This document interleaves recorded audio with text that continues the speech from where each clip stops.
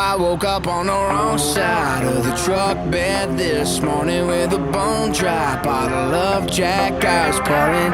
Damn, she got some nerve where she kicked me to the curb. Guess you could say I got what I deserve, 'cause I woke up on the wrong side of the truck bed this morning. Yeah. She said don't come home if you go to the bar. I said okay baby, then got drunk out in the yard. 2 a.m. I knock up on the door, but she never unlocked it. Guess I don't live there no more. Yeah, she meant business this time.